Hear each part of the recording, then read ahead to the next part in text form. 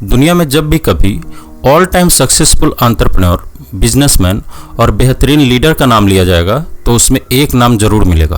वो नाम है स्टीव जॉब्स। क्योंकि स्टीव जॉब्स अपने लाइफ में उन बुलंदियों को छुआ है जिसके लिए दुनिया भर के एंटरप्रेन्योर सिर्फ सपना देखते हैं। कभी खाने के लिए 2 वक्त की रोटी और सोने के लिए बिस्तर ना होने के बावजूद जीरो से शुरुआत करके बस कुछ ही सालों में मल्टी बिलियन कंपनी इन्होंने बना दी। अगर सीखने की बात करूं तो इनकी जिंदगी एक ग्रंथ के जैसा है और उसी ग्रंथ को ये ओपनली लोगों के सामने रख दिया है। मैं बात कर रहा हूं स्टीव जॉब्स द्वारा दिए गए कमेंसमेंट स्पीच का, जो उन्होंने 2005 में स्टैनफोर्ड यूनिवर्सिटी में दिया था। इस स्पीच में उन्होंने जिंदगी भर की लर्निंग्स सिर्फ 3 कहानियों के माध्यम से समझा दिया है। ये स्पीच इतना फेमस है कि यूट्यूब पर 43 मिलियन लोग इसे देख चुके हैं। भारत के भी संदीप माहेश्वरी और शाहरुख खान जैसे बड़े दिग्गज कलाकार भी इस स्पीच से सीखते हैं और प्रेरणा लेते हैं। संदीप माहेश्वरी आम लोगों को भी जिंदगी में कम से कम एक बार इस वीडियो को देखने के लिए रिकमेंड करते हैं। लेकिन बहुत सारे ऐसे लोग हैं जो इस स्पीच का इम्पोर्टेंस तो जानते हैं लेकिन इसे सुन नहीं पाते क्योंकि ये वीडियो इंग्लिश में है। इसलिए आज इस वीडियो में उस स्पीच का हिंदी रूपांतरण एकदम ही सरल भाषा में आपके सामने रखने जा रहे हैं, जिसमें शब्द सारे स्टीव जॉब्स के होंगे और आवाज मेरी होगी। तो चलिए आज का ये वीडियो शुरू करते हैं। Thank you. आज वर्ल्ड की सबसे बेहतरीन यूनिवर्सिटी में से एक के दीक्षांत समारोह में शामिल होने पर मैं खुद को गौरवान्वित महसूस कर रहा हूँ। मैं आपको एक सच बता दूँ, मैं कभी किसी कॉलेज से पास नहीं हुआ और आज पहली बार मैं किसी कॉलेज ग्रेजुएशन सेरेमनी के इतना करीब पहुँचा हूँ। आज मैं आपको अपने जीवन की 3 कहानियाँ सुनाना चाहूँगा। ज़्यादा नहीं, बस 3 कहानियाँ। मेरी पहली कहानी डॉट्स कनेक्ट करने के बारे में है। रीड कॉलेज में दाखिला लेने के 6 महीने के अंदर ही मैंने पढ़ाई छोड़ दी, पर मैं उसके 18 महीने बाद तक वहाँ किसी तरह आता जाता रहा। तो सवाल उठता है कि मैंने कॉलेज क्यों छोड़ा। एक्चुअली इसकी शुरुआत मेरे जन्म से पहले की है। मेरी बायोलॉजिकल मदर एक यंग अविवाहित ग्रेजुएट स्टूडेंट थी और वह मुझे किसी और को एडॉप्शन के लिए देना चाहती थी, पर उनकी एक ख्वाहिश थी कि कोई कॉलेज ग्रेजुएट ही मुझे एडॉप्ट करे। इस तरह सब कुछ सेट था और मैं एक वकील दंपति के द्वारा गोद लिया जाने वाला था। लेकिन अचानक वो दंपति मुझे गोद लेने से मना कर दिया, ये कहते हुए कि उन्हें एक बेबी गर्ल चाहिए। तब आधी रात को मेरे पेरेंट्स, जो तब वेटिंग लिस्ट में थे, को कॉल करके बोला गया कि हमारे पास एक बेबी बॉय है, क्या आप उसे गोद लेना चाहेंगे? और उन्होंने झट से हाँ कर दिया। बाद में मेरी बायोलॉजिकल मदर को पता चला कि मेरी माँ ग्रेजुएट पास नहीं है और पिता तो हाई स्कूल भी पास नहीं है, इसलिए उन्होंने एडॉप्शन पेपर पर साइन करने से मना कर दिया। पर कुछ महीनों बाद मेरे होने वाले पेरेंट्स के मुझे कॉलेज भेजे जाने के आश्वासन पर वो मान गई। तो मेरी ज़िंदगी की शुरुआत कुछ इस तरह हुई और 17 साल के बाद मैं कॉलेज गया, पर गलती से मैंने स्टैनफोर्ड जितना महंगा यूनिवर्सिटी में ही एडमिशन ले लिया, जो मेरे वर्किंग क्लास माता पिता के ज़िंदगी भर की कमाई को ख़त्म करने लगा। 6 महीने के बाद मुझे इस पढ़ाई में कोई वैल्यू नहीं दिखी। मुझे कुछ आइडिया नहीं था कि मैं अपनी ज़िंदगी में क्या करना चाहता हूँ और कॉलेज कैसे मुझे इसमें हेल्प करेगा। और ऊपर से मैं अपने पेरेंट्स की जीवन भर की कमाई खर्च करता जा रहा था। इसलिए मैंने कॉलेज ड्रॉप आउट करने का निर्णय लिया और सोचा जो होगा देखा जाएगा। उस समय तो यह सब कुछ मेरे लिए काफ़ी डरावना था, पर जब आज मैं पीछे मुड़कर देखता हूँ तो मुझे लगता है वो मेरी ज़िंदगी का बेहतरीन डिसीजन था। जैसे ही मैंने कॉलेज छोड़ा, मेरे ऊपर से सारी क्लासेस करने की बाध्यता ख़त्म हो गई और मैं चुपचाप सिर्फ उसी क्लासेस को अटेंड करता था जिसमें मेरा इंटरेस्ट होता था। मेरे पास रहने के लिए कोई रूम नहीं था, इसलिए मैं दोस्तों के रूम पर रहता था और ज़मीन पर सोता था। कोक की खाली कैन बेचकर उससे मिलने वाले पैसे से मैं खाना खाता था और हर संडे को 7 मील पैदल चलकर हरे कृष्णा मंदिर जाता था ताकि सप्ताह में एक बार कम से कम पेट भर खाना खा सकूं, और यह काफ़ी अच्छा लगता था। मैं अपनी लाइफ में जो भी अपनी क्यूरियोसिटी और इंट्यूशन की वजह से किया, वह बाद में मेरे लिए प्राइसलेस साबित हुआ।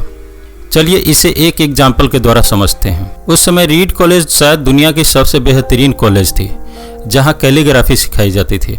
पूरे कैंपस में हर एक पोस्टर, हर एक लेवल बड़ी ही खूबसूरती से हाथों से कैलीग्राफ किया होता था। चूँकि मैं कॉलेज से ड्रॉप आउट कर चुका था, इसलिए मुझे नॉर्मल क्लासेस करने की ज़रूरत नहीं थी। मैंने तय किया कि मैं कैलीग्राफी की क्लासेस करूँगा और इसे अच्छी तरह से सीखूँगा। मैंने सेरिफ और सेंस सेरिफ टाइप फेसेस के बारे में सीखा। अलग अलग लेटर कॉम्बिनेशन के बीच में स्पेस वेरी करना सीखा।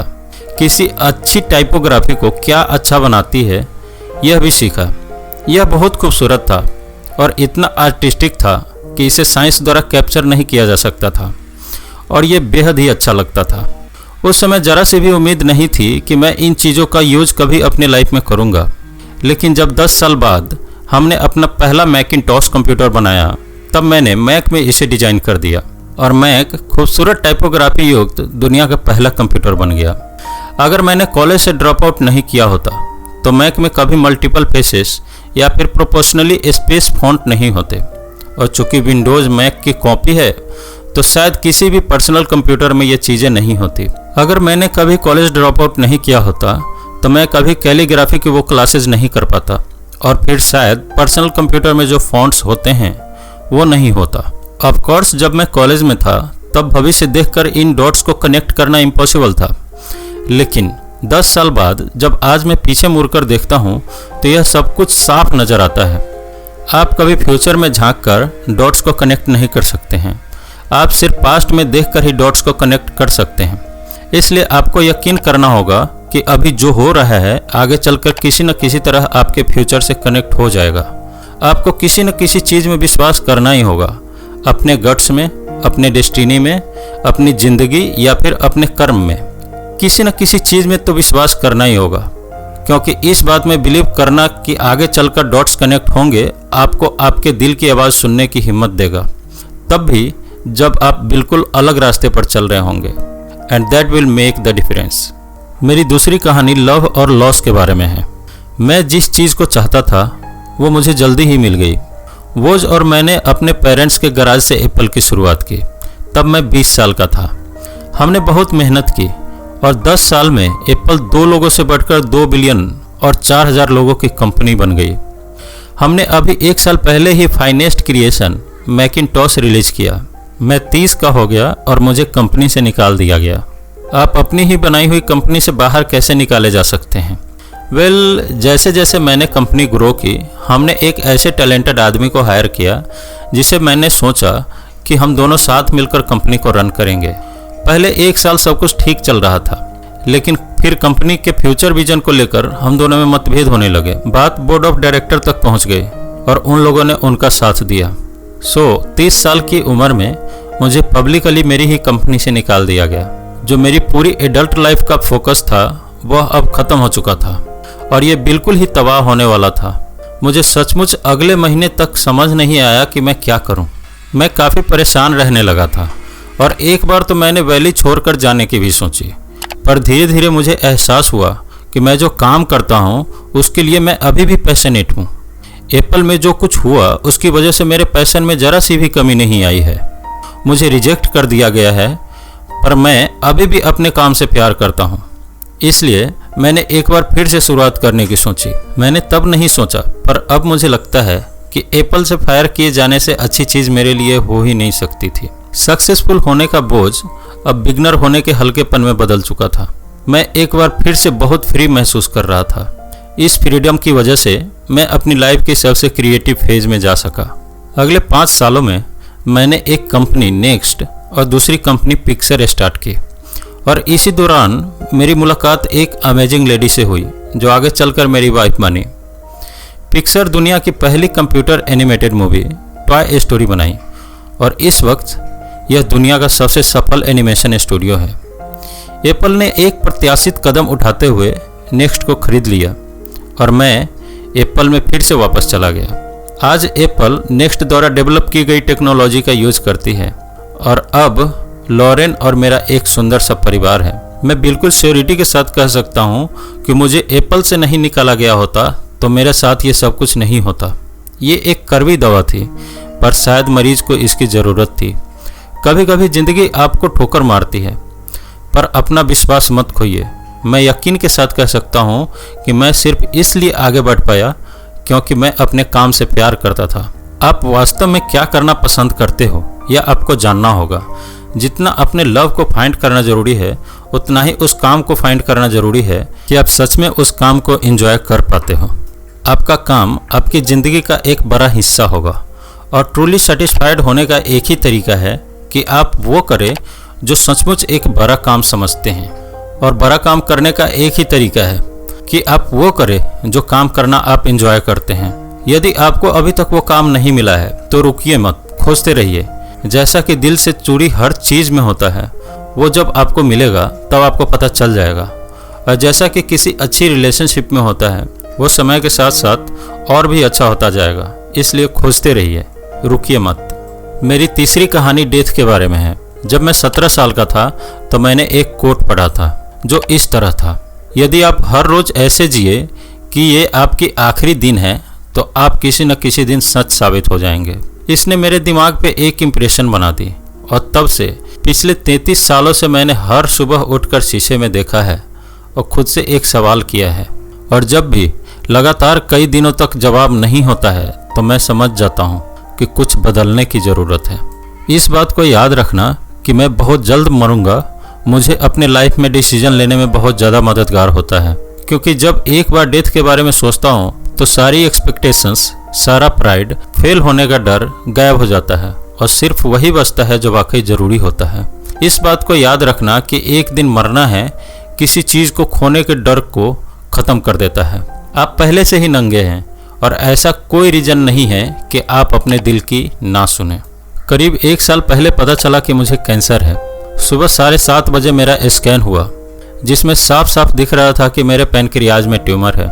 मुझे तो पता भी नहीं था कि पैनक्रियाज क्या होता है। डॉक्टर ने लगभग यकीन के साथ बताया कि मुझे एक ऐसा कैंसर है जिसका इलाज संभव नहीं है और अब मैं 3 से 6 महीने का ही मेहमान हूँ। डॉक्टर ने सलाह दी कि मैं घर जाऊं और अपनी सारी चीज़ें व्यवस्थित कर लूं, जिसका इनडायरेक्ट मतलब होता है कि आप मरने की तैयारी कर लीजिए। इसका मतलब है कि आप कोशिश करिए कि आप अपने बच्चों के साथ ज़्यादा से ज़्यादा समय बिता सके जो आप अगले 10 सालों में बिताना चाहते थे। इसका मतलब ये होता है कि आप सबको गुड बाय बोल दीजिए। मैंने इस डायग्नोसिस के साथ पूरा दिन बिता दिया। जहाँ शाम को मेरी बायोप्सी हुई, मेरे गले के रास्ते से मेरे पेट में एक एंडोस्कोप डाला गया और एक सुई से ट्यूमर के कुछ सेल निकाले गए। मैं तो बेहोश था, पर मेरी वाइफ वहाँ मौजूद थी। उसने बताया कि डॉक्टर ने माइक्रोस्कोप से मेरे सेल को देखकर रो रहा था। दरअसल सेल्स देखकर डॉक्टर समझ गया था कि ये दुर्लभ प्रकार का पैनक्रियाज कैंसर है जो सर्जरी से ठीक हो सकता है। मेरी सर्जरी हुई और मैं सौभाग्य से ठीक हूँ। मौत के इतना करीब मैं पहले कभी नहीं पहुँचा और उम्मीद करता हूँ कि अगले कुछ दशकों तक पहुँचूँ भी ना। ये सब देखने के बाद मैं और भी विश्वास के साथ कह सकता हूँ कि डेथ एक यूजफुल बट इंटेलेक्चुअल कॉन्सेप्ट है। कोई मरना नहीं चाहता, यहाँ तक कि जो लोग स्वर्ग जाना चाहते हैं वो भी। फिर भी मौत वो मंजिल है जिसे हम सब शेयर करते हैं। आज तक इससे कोई नहीं बचा है और ऐसा होना भी चाहिए, क्योंकि शायद मौत ही इस जिंदगी का सबसे बड़ा आविष्कार है। ये जिंदगी को बदलती है, पुराने को हटाकर नए रास्ता खोलती है। और इस समय नए आप हैं, पर ज़्यादा नहीं, कुछ ही दिनों में आप ही पुराने हो जाएंगे और रास्ते साफ हो जाएंगे। इतना ड्रामेटिक होने के लिए माफ़ी चाहता हूँ, पर यह सच है। आपका समय सीमित है, इसलिए किसी और की ज़िंदगी जीकर व्यर्थ मत कीजिए। बेकार की सोच में मत फंसिए। अपनी ज़िंदगी को दूसरों के हिसाब से मत चलाइए। औरों के विचार के शोर में फंसकर अपने अंदर की आवाज़ को मत दबाइए। अपने इंट्यूशन को डूबने मत दीजिए। वो पहले से ही जानते हैं कि सचमुच आपको क्या करना चाहिए, बाकी सब गौन है। जब मैं छोटा था तब एक अद्भुत publication the whole earth catalog हुआ करता था, जो मेरी जनरेशन के लिए बाइबल्स में से एक था। इसे स्टुअर्ट ब्राड नाम के एक व्यक्ति, जो यहाँ मेलन पार्क से ज़्यादा दूर नहीं रहता था, ने जीवंत बना दिया था। ये 60 के दशक की बात है, जब कंप्यूटर और डेस्कटॉप पब्लिश नहीं हुआ करता था। तब पूरा कैटलॉग टाइपराइटर, सीजर्स और पोलराइड कैमरा की मदद से चलाया जाता था। वो कुछ ऐसा मानो कि गूगल को एक बुक के फॉर्मेट में कर दिया गया हो, वो भी गूगल के आने के 35 साल पहले। स्टुअर्ट और उसकी टीम ने द होल अर्थ कैटलॉग के कई इशू निकाले और अंत में एक फाइनल इशू निकाला। ये 70 के दशक का मध्य था और तब मैं आपके जितना था। फाइनल इशू के बैक कवर पे प्रातःकाल किसी गांव के सड़क का दृश्य था और ये कुछ ऐसा दृश्य था कि यदि आप एडवेंचरस हो तो आप लिफ्ट मांगना चाहोगे। और उस पिक्चर के नीचे लिखा था, स्टे हंग्री, स्टे फुलिश। और अब जब आप लोग यहाँ से ग्रेजुएट हो रहे हैं तो मैं आपके लिए भी विश करता हूँ, stay hungry, stay foolish. Thank you all, thank you very much.